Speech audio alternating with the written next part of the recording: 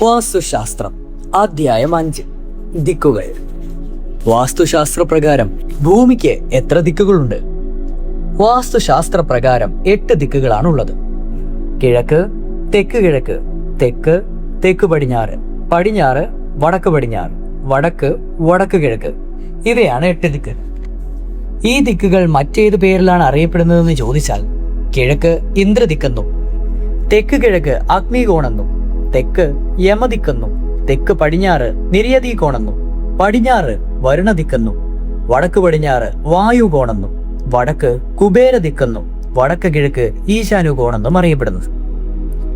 ഓരോ ദിക്കിന്റെയും ദേവതകൾ ആരൊക്കെയാണെന്ന് ചോദിച്ചാൽ കിഴക്ക് ഇന്ദ്രനും, തെക്ക് കിഴക്ക് അഗ്നിയും, തെക്ക് യമനും, തെക്ക് പടിഞ്ഞാറ് നിര്യതിയും, പടിഞ്ഞാറ് വരുണനും, വടക്ക് പടിഞ്ഞാറ് വായുവും, വടക്ക് കുബേരനും, വടക്ക് കിഴക്ക് ഈശാനുകോണുമാണ്. കിഴക്ക് ദിക്കിന്റെ പ്രാധാന്യം എന്താണ്? സൂര്യൻ ഉൾപ്പെടെയുള്ള എല്ലാ പ്രാപഞ്ചിക രശ്മികളും കിഴക്ക് വഴികളിലാണ് കടന്നു വരുന്നത്. അതുകൊണ്ട് ഭവനത്തിന്റെ കിഴക്ക് ദിക്ക് വിസ്താരമേറിയതായിരിക്കണം. ഈ ദിക്ക് നോക്കിയാണ് എല്ലാ ശുഭകർമ്മങ്ങളും നടക്കുന്നത്. പോസിറ്റീവ് തരംഗങ്ങളുടെ പ്രയാണവും ഇതുവഴിയാണ്. കിഴക്ക് ദിക്ക് പുരുഷന്മാർക്ക് കൂടുതൽ കരുത്ത് പകരുന്നതാണ്. കിഴക്ക് ദർശനമുള്ള വീട്ടിൽ താമസിക്കുന്നവർക്ക് ഉദ്യോഗം, തൊഴിൽ, വ്യവസായം എന്നിവയിൽ വളർച്ചയുണ്ടാകും. ഈ ദിക്കിനെ അവഗണിക്കുന്നത് ധനനഷ്ടത്തിനും മാനഹാനിക്കും ഇടയാകുന്നതാണ്. തെക്ക് കിഴക്ക് ദിക്കിന്റെ പ്രാധാന്യം എന്താണ്? എല്ലാ വസ്തുക്കളുടെയും നശീകരണ ഊർജമാണ് അഗ്നി. മനുഷ്യ ശരീരത്തിലെ അഗ്നിയുടെ സ്ഥാനം നാഭിയാണ്. അഗ്നിക്ക് 2 തലകളും 3 കാലുകളും 4 ചെവികളും 2 കൈകളും 7 നാക്കുകളും ഉണ്ട്. ദേവന്റെ വലതുവശത്ത് സുവഹാദേവി, ഇടതുവശത്ത് ശ്വാധാദേവി എന്നിവർ ഭാര്യമാരാണ്. ഈ ഭവനത്തിൽ ദിക്കിൽ അടുക്കള സ്ഥാപിക്കുവാൻ നല്ല സ്ഥാനമാണ്. അഗ്നിയുമായി ബന്ധപ്പെടാത്ത കാര്യങ്ങൾ ഈ ദിക്കിൽ പാടില്ല. ഈ ദിക്കിൽ വളരെ നീളത്തിലുള്ള നിർമ്മാണ പ്രവർത്തനങ്ങൾ താമസക്കാർക്ക് മാനസിക തകർച്ചയും കടുബാധ്യതയും ഉണ്ടാക്കുന്നതാണ്. ഇവിടെ പൂജാമുറിയോ പണമുറിയോ കിടപ്പുമുറിയോ വന്നാൽ അഗ്നികോപമുണ്ടായി അനർത്ഥങ്ങൾ ഉണ്ടാകും. മലിനജലം, സെപ്റ്റിക് ടാങ്ക് എന്നിവ ഈ ഭാഗത്ത് വന്നാൽ വളരെയേറെ ദോഷമുണ്ടാകും. ഈ ദിക്കിലുള്ള അലോസരങ്ങൾ സ്ത്രീകൾക്ക് ആർത്തവ പ്രശ്നങ്ങൾക്കും അജ്ഞാത രോഗങ്ങൾക്കും കാരണമാകും. തെക്ക് ദിക്കിന്റെ പ്രാധാന്യം നോക്കിയാൽ മൃത്യുവിന്റെ ദേവനായ യമന്റെ സ്ഥാനമാണ് തെക്ക്. ഭവനത്തിന്റെ തെക്ക് ദിക്കിൽ കൂടുതൽ സ്ഥലം ഒഴിച്ചിടുകയോ നീളത്തിൽ നിർമ്മാണ പ്രവർത്തനങ്ങൾ നടത്തുകയോ ചെയ്യരുത്. ഇങ്ങനെ ഉണ്ടായാൽ താമസക്കാർക്ക് വളരെയേറെ ദൗർഭാഗ്യങ്ങൾ ഉണ്ടാകും. തെക്ക് നിന്ന് അഗ്നിദിക്കിലേക്ക് ചെരിഞ്ഞോ വളഞ്ഞോ നിർമ്മാണ പ്രവർത്തനങ്ങൾ നടത്തിയാൽ ദാരിദ്ര്യമായിരിക്കും ഫലം. ഇവിടെ നിന്ന് ലഭിക്കുന്ന ഇളങ്കാറ്റ് താമസക്കാർക്ക് ആരോഗ്യം നൽകുന്നതാണ്. വ്യാപാരികൾക്കും സ്ത്രീ സംരംഭങ്ങൾക്കും ഈ ദിക്കിലേക്ക് നോക്കുന്ന സ്ഥാപനങ്ങൾക്ക് നല്ലതാണ്. ഈ ദിക്കിൽ കിണർ, ടാങ്കുകൾ, മാലിന്യ പൈപ്പുകൾ എന്നിവ പാടില്ല. തെക്കു പടിഞ്ഞാറ് ദിക്കിന്റെ പ്രാധാന്യമെന്ത്? വാസ്തുശാസ്ത്രത്തിൽ തെക്കു പടിഞ്ഞാറ് ദിക്ക് അല്ലെങ്കിൽ കന്നിമൂല വളരെ പ്രധാനപ്പെട്ടതാണ്. നിര്യതിയാണ് ഈ ദിക്കിന്റെ ദേവൻ. 7 ദിക്കുകൾക്കും അധിപന്മാർ ദേവന്മാരായിരിക്കുമ്പോൾ ഈ ദിക്കിൽ മാത്രമാണ് നിര്യതി എന്ന രാക്ഷസൻ അധിപനായിട്ടുള്ളത്. നിര്യതി ക്ഷിപ്രകോപിയായതിനാൽ അദ്ദേഹം താമസക്കാർക്ക് ഗുണമായാലും ദോഷമായാലും കടുത്ത ഫലങ്ങൾ നൽകും. ജീവജാലങ്ങളുടെ രക്തം കുടിക്കുന്ന അദ്ദേഹം പച്ചമാംസം തിന്നുകയും ചെയ്യും. ഈ ദിക്കിൽ കൂടുതൽ സ്ഥലം തുറസായിടുന്നതും നീളത്തിൽ നിർമ്മാണ പ്രവർത്തനങ്ങൾ നടത്തുന്നതും ദോഷമാണ്. ഇത് താമസക്കാരെ ആത്മഹത്യയിലേക്ക് നയിക്കുന്നതാണ്. ഈ ദിക്കിൽ അലോസരമുണ്ടായാൽ പുരുഷന്മാരെ മദ്യപാനികളാക്കുകയും കുടുംബ തകർച്ചയ്ക്ക് ഇടയാക്കുകയും ചെയ്യും. തെക്ക് പടിഞ്ഞാറ് ദർശനമുള്ള ഭവനത്തിൽ താമസിക്കുന്നവർക്ക് ശത്രുക്കളുടെ എണ്ണം കൂടുതലായിരിക്കും. ഈ ദിക്ക് കൂടുതൽ വിപുലീകരിച്ചാൽ അവിടുത്തെ പെൺകുട്ടികൾ അഹങ്കാരികളായി വീട് വിട്ടിറങ്ങും. ഈ ദിക്കിൽ നിന്നുള്ള കാറ്റ് താമസക്കാർക്ക് അസുഖങ്ങൾ വരുത്തുന്നതാണ്. അതുകൊണ്ട് കൂടുതൽ അടഞ്ഞിരിക്കുന്നതാണ് നല്ലത്. പടിഞ്ഞാറ് ദിക്കിന്റെ പ്രാധാന്യം എന്ത്? വെള്ളവും അതുവഴി ജീവന്റെ നിലനിൽപ്പിന്റെയും ദേവനായ വരുണന്റെ ആധിപത്യമാണ് പടിഞ്ഞാറിനുള്ളത്. ഇടത് കൈയിൽ വടവും വലം കൈയിൽ സർപ്പവും ധരിച്ചിരിക്കുന്ന അദ്ദേഹം മകര മത്സ്യത്തിന്റെ പുറത്താണ് സഞ്ചരിക്കുന്നത്. പടിഞ്ഞാറ് ദർശനമുള്ള ഭവനങ്ങളിൽ താമസിക്കുന്നവർ ഉറച്ച അഭിപ്രായമുള്ളവർ ആയിരിക്കും. അവരെ ഭരിക്കുവാനോ സ്വാധീനിക്കുവാനോ കഴിയില്ല.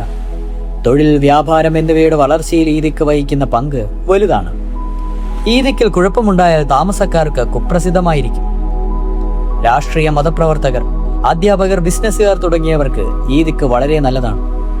ഇവിടെ സ്ഥല സൗകര്യം കുറഞ്ഞിരിക്കുന്നതാണ് നല്ലത്. വടക്കു പടിഞ്ഞാറ് ദിക്കിന്റെ പ്രാധാന്യം എന്താണ്? വടക്കു പടിഞ്ഞാറ് ദിക്കിന്റെ അധിപതി വായു ഭഗവാനാണ്. ഉപയോഗക്രമം അനുസരിച്ച് നമ്മളെ ധനവാനും ദരിദ്രനുമാക്കുവാൻ ഈ ദിക്കിന് കഴിയും. ഈ ദിക്കിൽ നിർമ്മാണ പ്രവർത്തനങ്ങൾ നീട്ടുന്നതും കുളങ്ങൾ മുതലായവ കുഴിക്കുന്നത് നല്ലതാണ്. അത് അന്തേവാസികളെ ദാരിദ്ര്യത്തിലേക്ക് നയിക്കുന്നതാണ്. സ്ത്രീകൾക്ക് വളരെ പ്രധാനപ്പെട്ടതാണ് വടക്ക് പടിഞ്ഞാറ് ദിക്ക്. കാരണം ഗർഭം, പ്രസവം, കുട്ടികളുടെ വളർച്ച എന്നിവയിൽ ഈ ദിക്കിനാണ് പ്രാധാന്യം. ഈ ദിക്കിന് കുഴപ്പമുണ്ടായാൽ കലഹം, ദാരിദ്ര്യം എന്നിവ ഉണ്ടാകും. പരിപാലിച്ചാൽ സന്തോഷം, അഭിവൃദ്ധി എന്നിവയും ഉണ്ടാകും. വടക്ക് ദിക്കിന്റെ പ്രാധാന്യം എന്താണ്? വടക്ക് ദിക്കിന്റെ അധിപൻ കുബേരനാണ്. ബിസിനസ്, പണം എന്നിവ ഈ ദിക്കിന്റെ പ്രത്യേകതയാണ്. കുഷ്ഠരോഗവും ഈ ദിക്കിന്റെ അധിപതിക്ക് വിധിച്ചിട്ടുള്ളതാണ്. അതുകൊണ്ട് ബിസിനസ്സിൽ കൂടി പണം വാരിക്കൂട്ടുന്നവർക്ക് എന്തെങ്കിലും ഭേദമാകാത്ത രോഗങ്ങൾ പതിവാണ്. ഈ ദിക്കിലേക്ക് ദർശനമുള്ള ഭവനങ്ങൾ താമസിക്കുന്നവർക്ക് ക്ഷമയും സഹനശക്തിയും കൂടുതലായിരിക്കും. വടക്ക് നിന്നുള്ള നിർമ്മാണ പ്രവർത്തനം വടക്ക് കിഴക്ക് ദിക്കിലേക്ക് നീട്ടിയാൽ ധാരാളം സമ്പത്തും സന്തോഷവും ഉണ്ടാകും. വടക്ക് ദിക്കിന്റെ നിർമ്മാണ പ്രവർത്തനങ്ങളിൽ വീഴ്ചയുണ്ടായാൽ സ്ത്രീകൾക്കെന്നും ആരോഗ്യ പ്രശ്നങ്ങൾ ഉണ്ടാകും. വടക്കേ ദിക്കിൽ കല്ലുകളോ അവശിഷ്ടങ്ങളോ കൂട്ടിവെക്കരുത്. അത് കുട്ടികളുടെ വളർച്ചയെ പ്രതികൂലമായി ബാധിക്കും. വടക്ക് കിഴക്ക് ദിക്കിന്റെ പ്രാധാന്യം എന്താണ്? ദിക്കുകളിൽ വെച്ച് ഏറ്റവും വിശുദ്ധിയുള്ള ദിക്കാണ് ഈശാനൻ. ഈശാനാണ് ഈ ദിക്കിന്റെ അധിപൻ. കുട്ടികളുടെ വളർച്ച, വിദ്യാഭ്യാസ പുരോഗതി, ദീർഘായുസ് എന്നിവയ്ക്ക് ഈ ദിക്ക് വേണ്ടവിധം സംരക്ഷിക്കേണ്ടതുണ്ട്. മറ്റു ദിക്കുകളെ അപേക്ഷിച്ച് ഈ ദിക്ക് തുറസായിടുന്നതാണ് ഉത്തമം. ഇവിടം സ്ഥലം കുറവായാൽ ദുഷ്ടശക്തികൾ ആധിപത്യം നേടുന്നതാണ്. അനുകൂലമായ കാന്തിക ഊർജം കടന്നുവരുന്നത് വടക്ക് ദിക്ക് വഴിയാണ്. അതുകൊണ്ട് ഇവിടെ ധാരാളം വാതിലുകളും ജനലുകളും അത്യാവശ്യമാണ്. ദിക്ക് നിർണയിക്കുന്നത് എങ്ങനെയാണ്? ദിക്ക് ശരിയായി നിർണയിക്കുന്നതിന് വസ്തുവിന്റെ മധ്യഭാഗത്തായി ഒരു കോൽ സമുചതുരത്തിൽ സമനിരപ്പാക്കണം. എന്നിട്ട് 12 ഗുലം ദീർഘവും താഴെ 2 അങ്കുലവും മുകളിൽ 1 അങ്കുലവും വ്യാസമുള്ള ഒരു കുറ്റിയുണ്ടാക്കണം. സമനിരപ്പാക്കിയ സ്ഥലത്ത് കുറ്റിയുടെ ഇരട്ടി നീളമുള്ള ഒരു ചരട് കൊണ്ട് വൃത്തം വരയ്ക്കണം.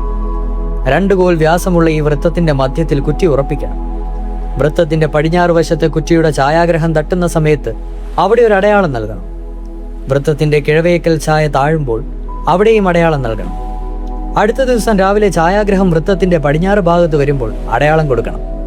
പടിഞ്ഞാറ് വശത്തുള്ള അടയാളങ്ങൾ തമ്മിൽ അല്പം അകലമുണ്ടായിരിക്കാം. ആദ്യ ദിവസം പടിഞ്ഞാറ് വശത്ത് അടയാളമിട്ടതിന്റെ ശേഷം ഒരു ദിവസത്തിന്റെ 1/3 ഭാഗം കഴിഞ്ഞ് കിഴക്ക് വശത്ത് നൽകിയിട്ടുള്ള അടയാളം പടിഞ്ഞാറ് വശത്ത് ആദ്യം നൽകിയ അടയാളത്തിൽ നിന്നും ഒരു ദിവസം കൊണ്ടുണ്ടാവുന്ന മാറ്റത്തിന്റെ 1/3 ഭാഗം തെക്കോട്ടോ വടക്കോട്ടോ നീങ്ങിയിരിക്കുന്നതാണ്.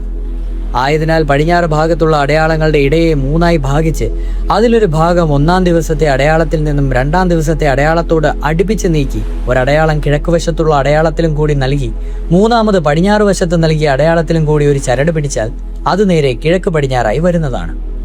ഇനി നേരെ കിഴക്ക് പടിഞ്ഞാറ് ഒരു വരയിടുക. ഈ വരയുടെ മധ്യത്തിൽ തമ്മിൽ ഇടഞ്ഞു വരുമാറ് 2 വൃത്തങ്ങൾ വരയ്ക്കണം. ഈ വൃത്തങ്ങൾ തമ്മിൽ ഇടയുന്ന സ്ഥലത്ത് തെക്ക് വടക്ക് ദീർഘമായ ഒരു അടയാളമുണ്ടാകും. ഈ അടയാളത്തിൽ മധ്യനാടിയിൽ കൂടി ചരട് പിടിച്ചാൽ അത് തെക്ക് വടക്കായി വരുന്നതാണ്. ഈ ചരട് പ്രകാരം ഒരു വരയിടണം. അപ്പോൾ കിഴക്കും പടിഞ്ഞാറും തെക്കും വടക്കും വ്യക്തമായി കിട്ടുന്നതാണ്. അടുത്ത അധ്യായം വാസ്തു അളവുകളാണ്. തുടരും.